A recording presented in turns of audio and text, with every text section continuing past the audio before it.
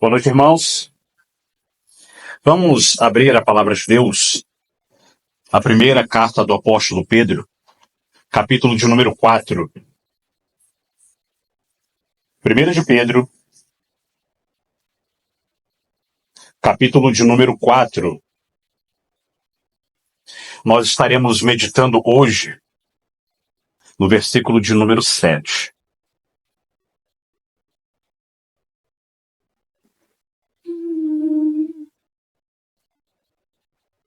Primeira epístola do apóstolo Pedro, capítulo de número 4, versículo de número 7.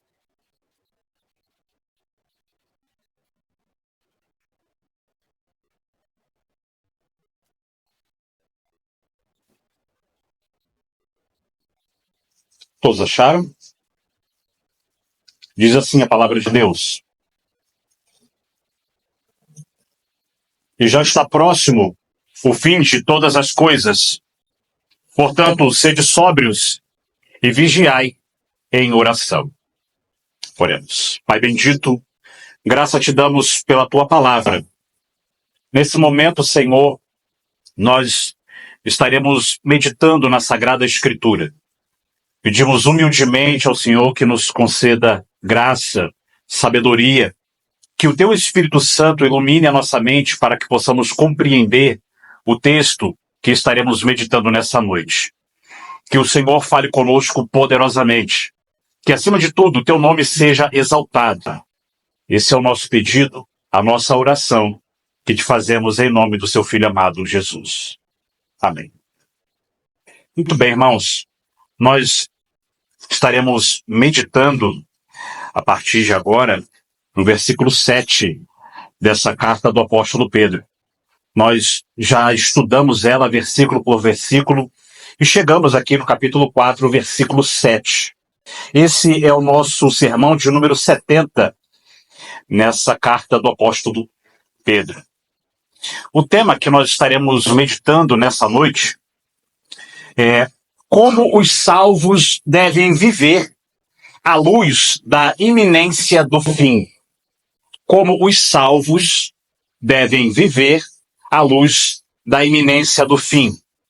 No versículo anterior, versículo 6, Pedro explica que o evangelho foi pregado até mesmo aos que já morreram. Isso é, os crentes que já partiram, mas que, embora julgados na carne, é isso que o versículo 6 diz, como homens, vivem em espírito segundo Deus.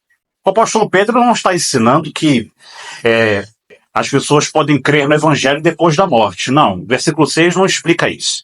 O apóstolo Paulo, no versículo 6, ele quer nos ensinar que aqueles crentes que creram em Cristo em vida morreram, mas que a sua fé estaria mantendo eles vivos, que eles estariam vivos na presença de Deus porque creram em Cristo Jesus e agora estariam vivendo uma vida eterna. Então é isso que o apóstolo Pedro ensina no versículo 6. A morte não os impediu de experimentar a vida eterna. A morte não é a última palavra. Ela não tem poder sobre os crentes de forma final, de forma cabal. Porque Cristo ressuscitou dos mortos. E assim como Cristo ressuscitou, nós que cremos em Jesus, que fomos lavados pelo sangue do Cordeiro, também ressuscitaremos com ele. Pois nós cremos no Evangelho, assim como aqueles leitores da carta do apóstolo Pedro também creram. Agora, no versículo 7, o versículo que nós acabamos de ler, Pedro nos chama a viver com o mesmo senso de urgência. Um senso de urgência e esperança. O fim de todas as coisas está próximo. É o que Pedro nos alerta. A pergunta é: como um cristão deve viver quando sabe que o fim se aproxima? Como alguém que crê na eternidade e espera o Senhor deve comportar-se neste mundo? Pedro nos dá 3 ordens claras no versículo 7. é o que nós vamos meditar nessa noite. Ele diz, versículo 7, volte seus olhos, por gentileza, para o versículo 7 novamente, e ele diz, e já está próximo o fim de todas as coisas. É a primeira parte do versículo. Ele diz, portanto, sede sóbrios, é a parte B do versículo que nós vamos meditar. E vigiai em oração, é a parte C do versículo. Nessa primeira parte do versículo, ele dá uma ordem aqui, que está implícita no texto, quando ele diz, e já está próximo o fim de todas as coisas, e eu coloquei então essa primeira ordem como o nosso primeiro ponto do nosso sermão. Ponto 1. Viva com expectativa do fim. Viva com expectativa do fim. Há um senso de urgência nas palavras do apóstolo Pedro. Ele declara, e já está próximo o fim de todas as coisas. Mas o que exatamente o apóstolo Pedro quer dizer com essas palavras? Alguns comentaristas e alguns comentários bíblicos entendem que Pedro se refere à destruição iminente da cidade de Jerusalém, que ocorreria poucos anos após a carta do apóstolo Pedro ser escrita. De fato, a guerra com os romanos já havia começado naquela época. E a cidade santa, com o seu templo e todo o sistema religioso judaico, estava prestes a ser destruído. Exatamente como Cristo, o Senhor Jesus Cristo, havia profetizado. Pedro, que ouviu dos lábios do próprio Senhor, dizendo, em Mateus capítulo 24, versículo 2, não ficará aqui, Mateus capítulo 24, versículo 2, não ficará aqui pedra sobre pedra que não seja derrubada. Aquela geração veria esse juízo, veria a destruição do templo de Jerusalém, que aconteceu no ano 70 depois de Cristo. Portanto, é muito plausível que o apóstolo Pedro tenha, em parte, essa realidade histórica na sua mente quando ele escreve o versículo de número 7.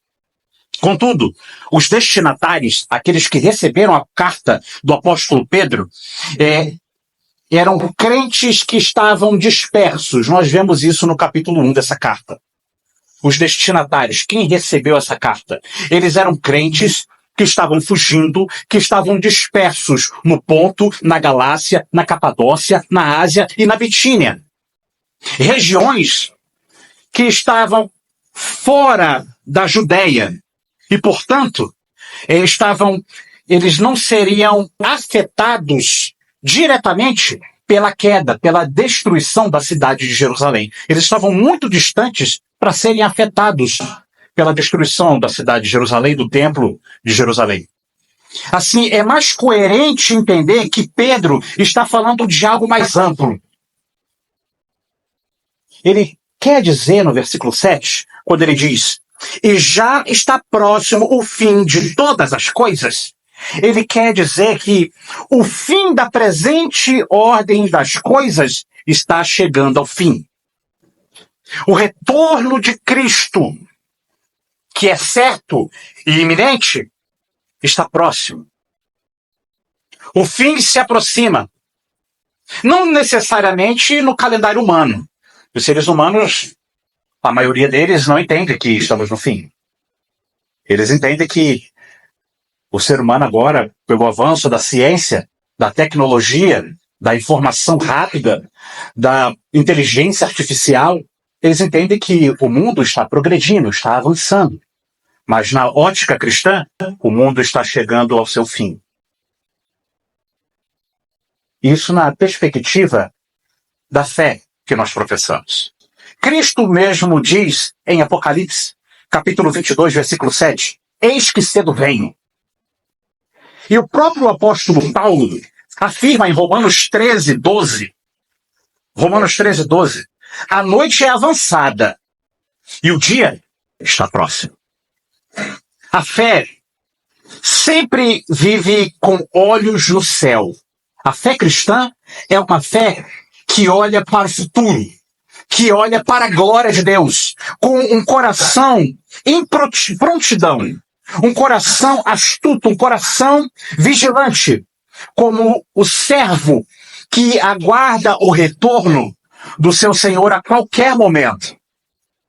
O versículo 7, então, nos demonstra nessa primeira parte do versículo, e já está próximo o fim de todas as coisas, é que sejam provações, tristezas, perseguições, ou até mesmo os prazeres e bens deste mundo estão próximos do fim. Nada aqui nesta terra é permanente. Tudo aqui é passageiro. Tudo o que conhecemos está caminhando rapidamente para o juízo final e para a consumação da história, o fim da história. Viver com essa consciência, com esse entendimento, que nós estamos caminhando para o fim de todas as coisas, nos dá uma nova perspectiva. Quem sabe que o fim está próximo não constrói sua identidade em cima das coisas deste mundo, mas naquilo que é eterno. Ele não se apega a este século, mas deseja o porvir, deseja o futuro. Pedro vive com uma consciência, a consciência do apóstolo Pedro, e essa é a intenção autoral do versículo 7, ele tem uma consciência escatológica. E eu vou explicar para vocês. Viver uma consciência escatológica significa viver como quem já enxerga o fim e molda o presente à luz do porvir. É como se nós vivêssemos, como se já estivéssemos no reino de Deus, na glória futura. Vivendo hoje. Essa é uma consciência escatológica. É ter o coração firmado na certeza que este mundo aqui que nós vivemos é temporário. E que Cristo voltará. E que todas as nações verão o retorno dele. E que as nossas ações aqui na terra têm peso eterno. O que nós fazemos aqui terá uma retribuição eterna. Essa consciência, esse entendimento, muda a forma como pensamos. Muda a forma como nós planejamos o futuro. Muda a forma como adoramos a Deus. E muda também a forma como nós sofremos. Quem vive assim, com a esperança não nesta terra, não neste mundo, mas a esperança no porvir, daquilo que está para vir, o reino de Deus, a plenitude do reino de Deus, o estágio final da salvação, porque nós fomos salvos. Quando nós cremos em Cristo, fomos salvos. Nós estamos, então, agora na segunda fase da salvação. Nós estamos sendo salvos. É o processo de santificação do crente. E nós seremos salvos. É o processo, a última fase, a terceira fase da salvação, a glorificação. Onde teremos um corpo transformado. Onde o pecado não terá mais controle sobre as nossas vidas, onde não teremos mais lágrimas, mais dor, mais sofrimento, mas viveremos a plenitude da glória de Deus junto com o Senhor. É a última fase da salvação. Essa perspectiva, esse entendimento é muito importante, porque faz com que nós foquemos os nossos olhos em Deus e não nas tribulações, aflições e angústias que passamos nessa terra. Quem vive assim não se apega às ilusões do presente século, mas investe na eternidade, na caminhada com sobriedade, ora com fervor e espera com esperança, porque sabe que o fim de todas as coisas está próximo. Em 1 Coríntios, no capítulo 15, versículo 19, 1 Coríntios 15, 19, o apóstolo Paulo fala sobre isso. Ele diz o seguinte: se esperamos em Cristo só nesta vida, somos os mais miseráveis de todos os homens. Se só esperamos em Cristo só aqui, Paulo está dizendo que se o cristianismo fosse apenas uma filosofia de vida, uma moral bonita, ou uma forma de melhorar a sua rotina aqui, ele não valeria o sofrimento que passamos. O que nos move, o que nos consola, o que nos sustenta é a certeza da ressurreição, a certeza do juízo final e a certeza da glória futura. É isso que sustenta todos os cristãos, de todas as épocas, inclusive aqueles que já se foram, como o apóstolo Pedro falou no versículo 6.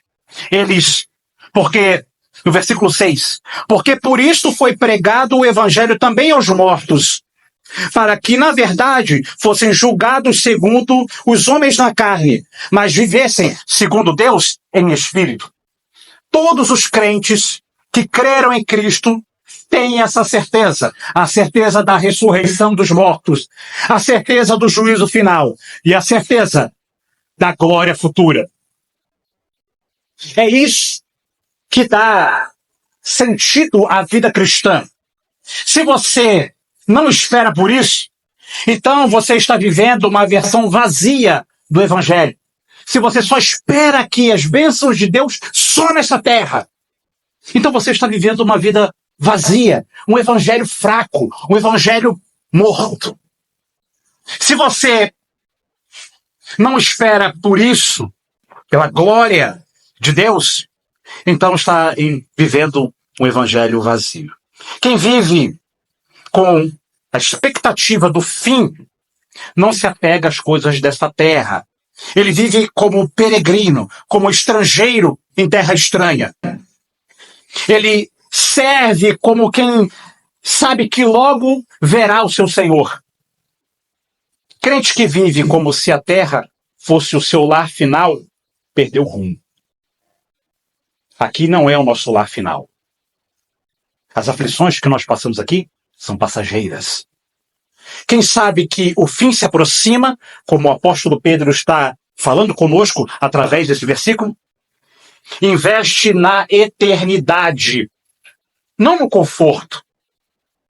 E eu tenho algumas aplicações sobre o que nós já falamos aqui, para que você possa começar a meditar e entender a urgência que o apóstolo Pedro escreve no versículo 7, a parte A do versículo. E já está próximo o fim de todas as coisas. Bom, a primeira aplicação para que você já comece a meditar junto comigo é reavalie as suas prioridades. Reavalie as suas prioridades. Pergunte a si mesmo: onde estou investindo o meu tempo? Onde estou investindo os meus recursos? Onde eu estou investindo a minha energia? As escolhas que você faz hoje estão orientadas pela eternidade ou pelo conforto imediato? As escolhas que você faz vão refletir na glória de Deus ou só no bem-estar aqui, nesta terra? Uma segunda aplicação: aproveite cada dia como uma oportunidade eterna. Aproveite cada dia como uma oportunidade eterna. Estou repetindo para os irmãos que estão anotando. Cada dia pode ser o último. Pode ser o seu último dia. Pode ser o seu último culto. Não desperdice tempo com pecados ocultos. Não desperdice o seu tempo com pecado. Não desperdice o seu tempo com brigas tolas. Não desperdice o seu tempo com distrações inúteis. Viva como quem terá de prestar contas ao Senhor brevemente. Porque a nossa vida é muito curta, é muito breve. A passagem que nós temos aqui nesta terra é muito breve. Então, aproveite cada dia como uma oportunidade eterna. Terceira aplicação, ainda dentro do versículo 7, na parte A.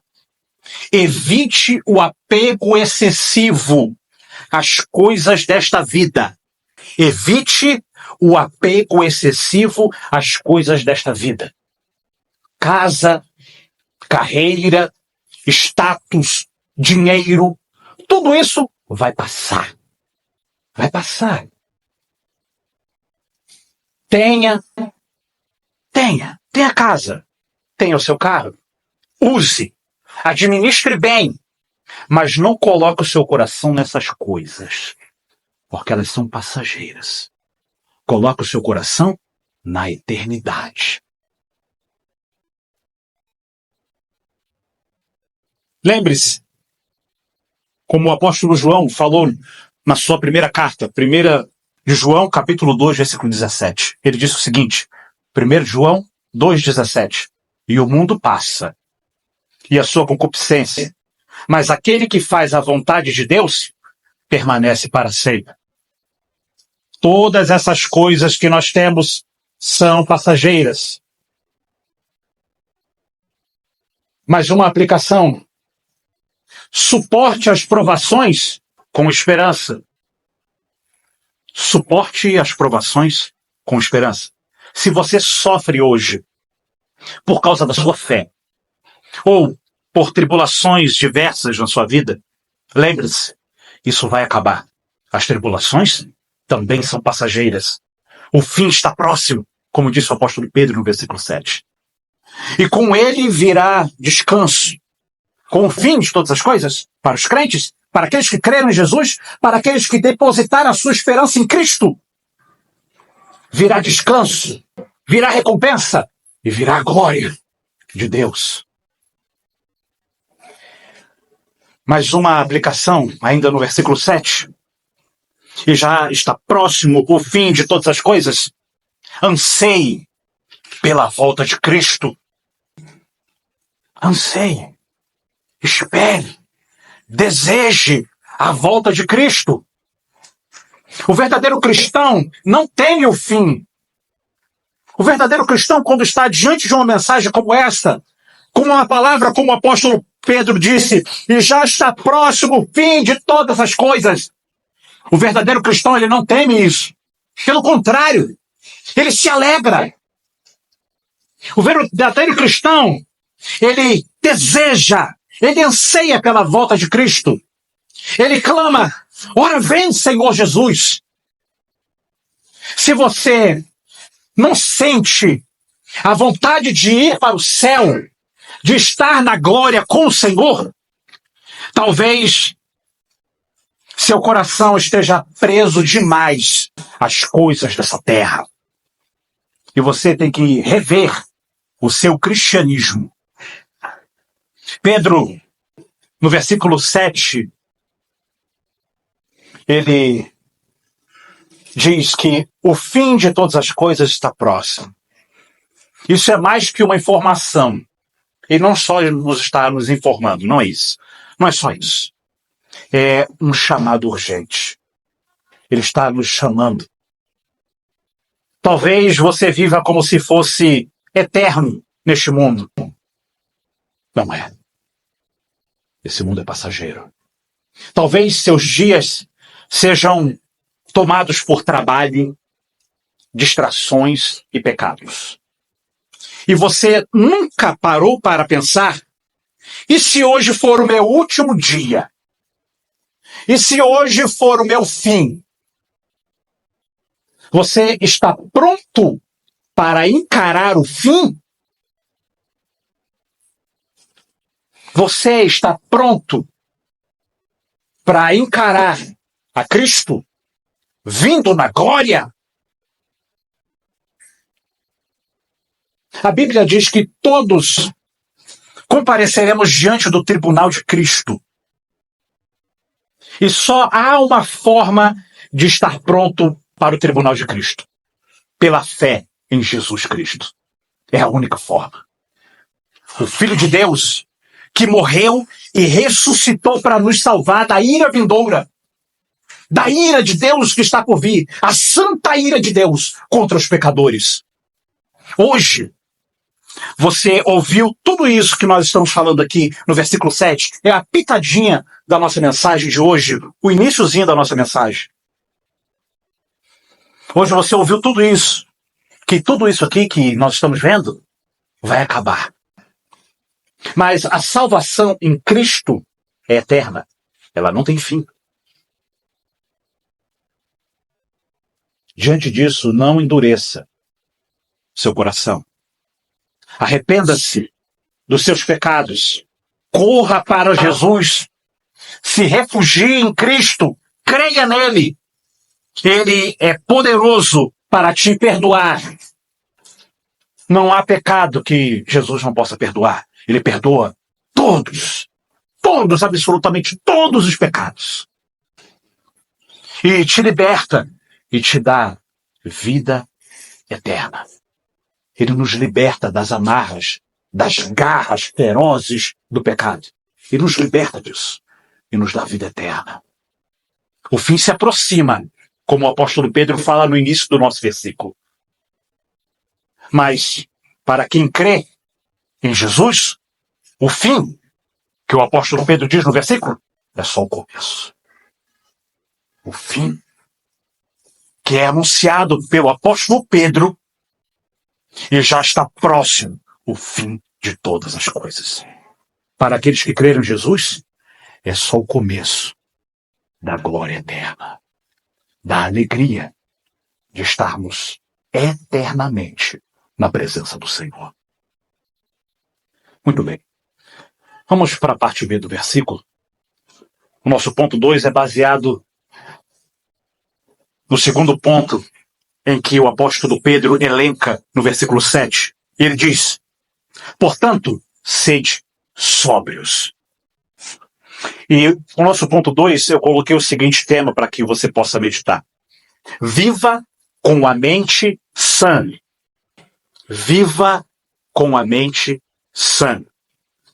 A palavra usada por Pedro aqui, sóbrio, é mais do que simplesmente não estar bêbado. É muito mais do que isso. Essa palavra nos chama a uma postura espiritual urgente. Essa palavra sóbrio fala de uma mente disciplinada, uma mente controlada, uma mente alerta, uma mente que não está à mercê das emoções, uma mente que não está à mercê das circunstâncias, nem das filosofias humanas. É uma mente que está submissa à palavra de Deus. Esse é o sóbrio. E não aos impulsos da carne. É uma mente que enxerga a realidade como ela é. É uma mente plena. A luz de Deus. E não como o mundo apresenta. É uma mente iluminada pela palavra de Deus. O mundo pinta o pecado com cores que nos enganam. O mundo pinta o pecado com liberdade. Troca o nome de pecado para liberdade. O mundo troca o nome de juízo de Deus para fábula, para nos enganar. Mas a mente sóbria vê o pecado como morte, vê o pecado como o juízo certo de Deus. A mente sóbria não se ilude com promessas vazias. Ela sabe que esta vida é breve e que Deus é santo. Por isso o apóstolo Pedro diz: sede sóbrios. Sede sóbrios.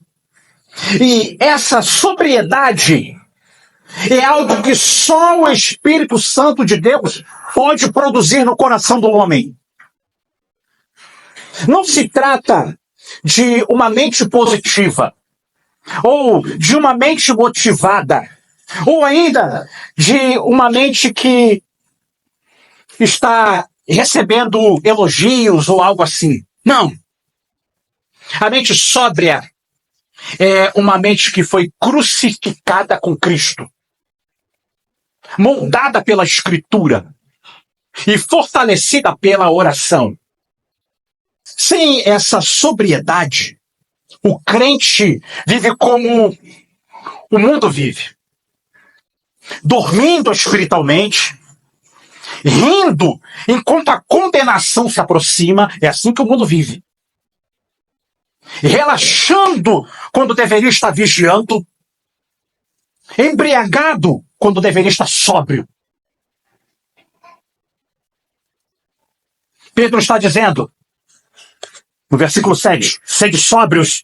Ele quer dizer, vocês sabem que o fim está próximo. Então fiquem despertos. Mantenham a mente clara. Vigiem. Quando Pedro está dizendo sede sóbrios, é isso que ele quer dizer. Mantenham a mente clara. Vigiem. E essa vigilância começa no campo da batalha da mente. É lá que o diabo lança os seus dardos.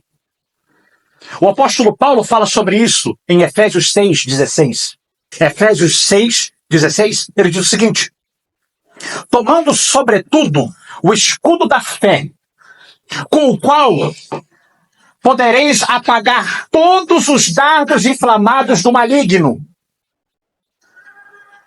O grande pregador Martyn Lloyd-Jones, no seu livro O Combate Cristão, ele diz o seguinte, ele ensina o seguinte, que pensamentos que surgem em nossa mente e que nos escandalizam, pensamentos que claramente não refletem quem somos em Cristo, são dardos inflamados do maligno.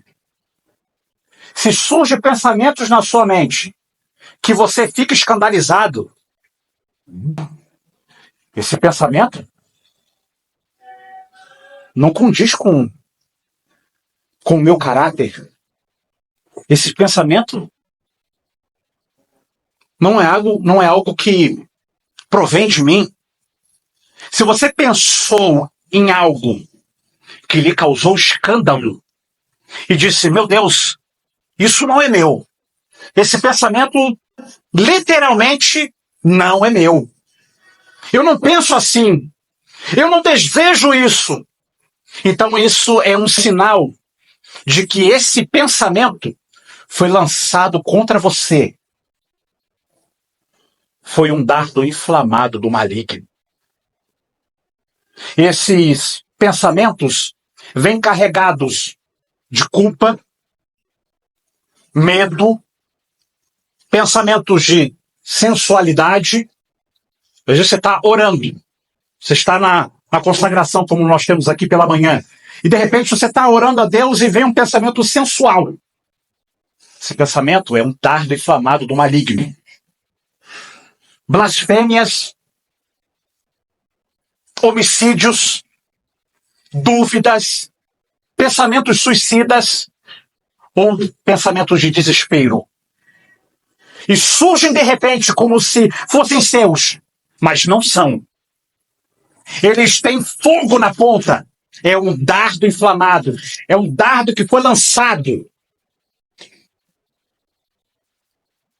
Porque eles vêm para ferir e para queimar.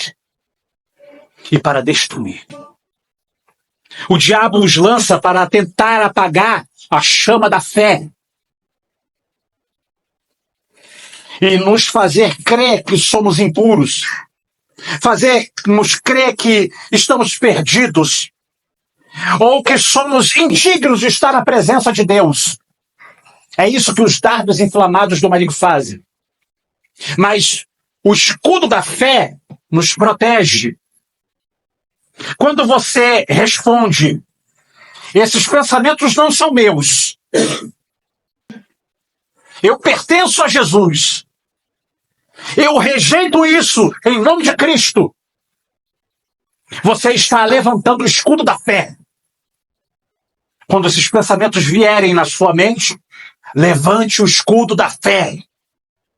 Combata contra os dardos inflamados do maligno. Isso é estar sóbrio, é estar consciente, é ter plena certeza de que aqueles pensamentos não são seus. Não provém de você.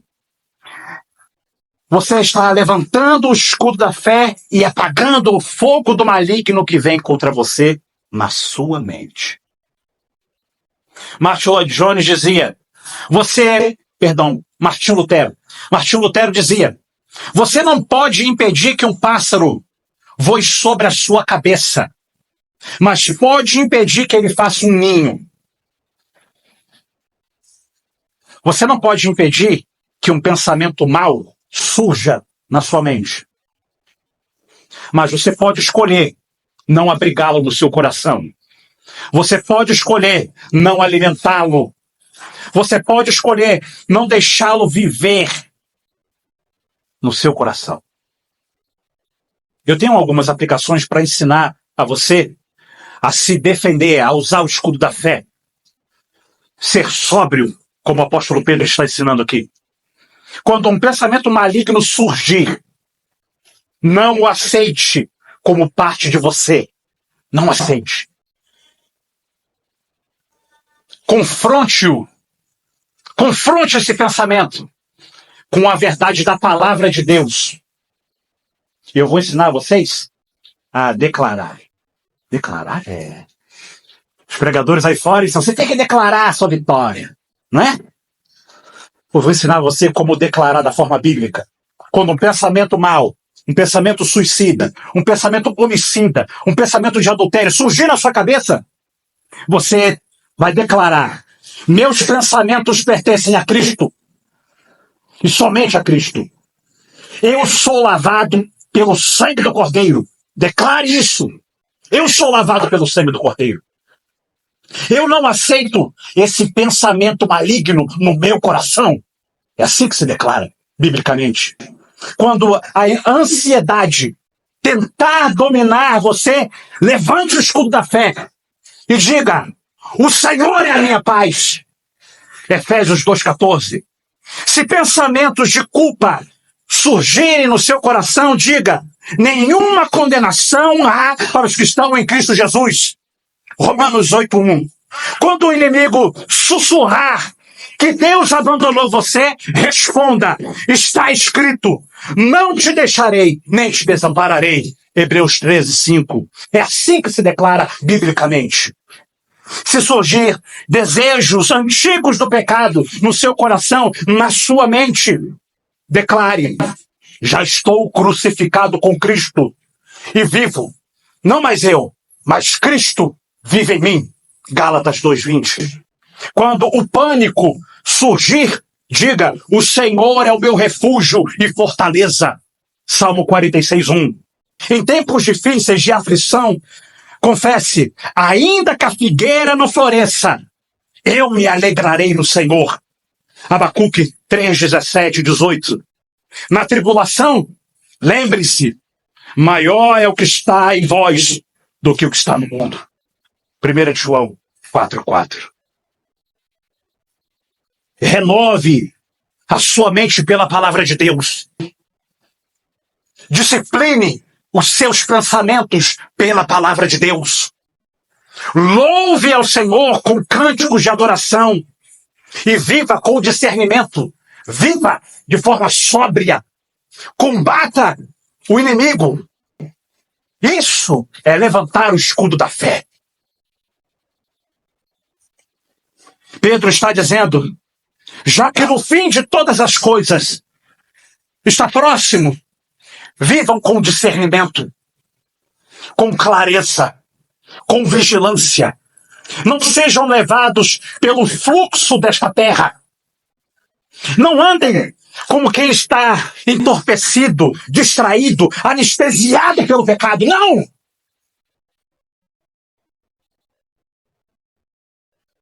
Quantos estão assim hoje? Vivendo assim? Muitos se dizem cristãos, mas estão com a mente embriagada pela mídia, pelo entretenimento, pelos desejos da carne, pela ganância do mundo. Perderam a sobriedade espiritual. E é isso que o apóstolo Pedro está nos conclamando no versículo 7. Sede sóbrios. Não podemos viver entorpecidos, como quem não vê a destruição se aproximando. A sobriedade bíblica. A sobriedade bíblica é o oposto da superficialidade. A sobriedade bíblica que Pedro nos ensina nos chama a levar a Deus a sério, a levar a santidade a sério, a levar a eternidade a sério. Um crente sóbrio não brinca com o pecado, não flerta com o pecado. Ele não tolera o erro. Ele não negocia com o mundo. Ele enxerga as armadilhas do diabo e as evita com o temor de Deus. O apóstolo Paulo, em Romanos 12, 2, ele diz: e não sejais conformados com este mundo. Esse é um versículo que ecoa aqui na nossa igreja. É sempre lido esse versículo. E não sejais conformados com este mundo, mas sede transformados pela renovação do vosso entendimento. A mente do cristão precisa estar clara, precisa estar limpa, precisa ser disciplinada e cheia da palavra de Deus. Uma igreja sem sobriedade se entrega ao emocionalismo. Uma igreja sem sobriedade, a confusão doutrinária impera nela. O mundanismo disfarçado de piedade impera nela. Um cristão sem sobriedade se torna fraco diante da tentação e inútil no reino de Deus. Pedro está gritando, clamando: sede sóbrios. Ele está nos convocando para sermos sentinelas nos muros da cidade do reino de Deus. Acordem! É isso que ele está dizendo. Acordem! Sejam sóbrios! O fim está próximo! E quem tem ouvidos para ouvir, ouça. O nosso último ponto, e já caminhando para o final da mensagem, nosso ponto 3 é baseado na parte C do versículo. Vai dizer o seguinte. Deixa eu voltar aqui. O vento levou. O vento levou as páginas. Capítulo 4, 1 de Pedro, capítulo 4, versículo 7, a última parte do versículo. Ele diz: vigiai em oração. E eu coloquei o seguinte tema. Ponto 3. Viva em oração fervorosa. Viva em oração fervorosa. É a terceira ordem que o apóstolo Pedro deixa no versículo 7. Pedro está dizendo: o fim está próximo. O mundo está afundando. O juízo vem. Não durma. Ore. Não durma. Ore. Ele nos chama para uma vida de vigilância espiritual, sustentada pela oração intensa e constante. Orar para o cristão não é opcional. Não é uma opção. Uma vida de oração não é uma opção. Não é um extra da vida cristã. Não é. Nós estamos em uma guerra.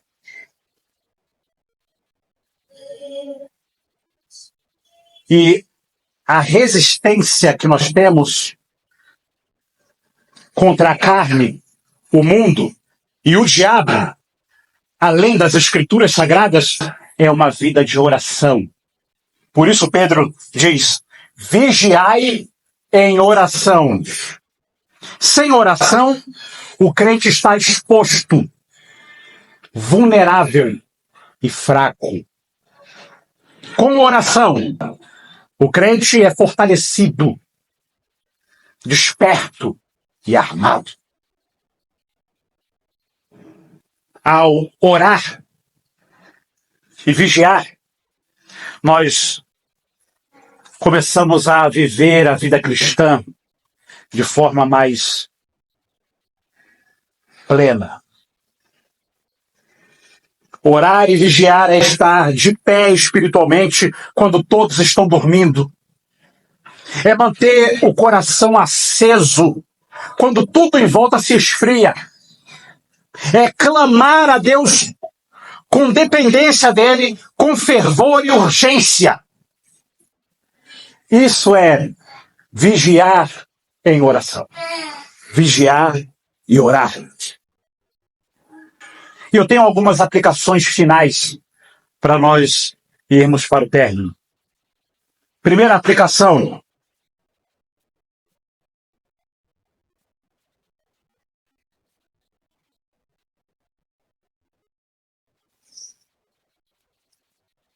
Primeira aplicação.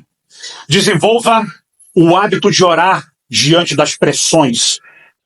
Quando for tentado, quando estiver desanimado, ou quando sentir medo, entre imediatamente em oração. Esse é o momento para você estar orando a Deus. Aprenda a correr para Deus antes de reagir.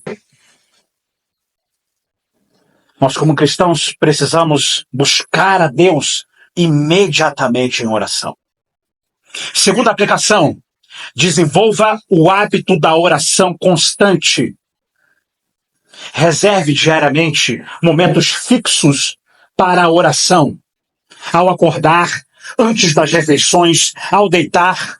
A constância na oração é um exercício de vigilância espiritual. Vigiar e orar. E a gente vai para a nossa conclusão e encerramos. O fim de todas as coisas, como nós já vimos no versículo 7, está próximo. Você está pronto para o fim? Você tem vivido com a mente sóbria, em oração, esperando o retorno do Senhor? Pois Ele virá nos buscar. Você está aguardando o Senhor da forma correta? Vigiando em oração?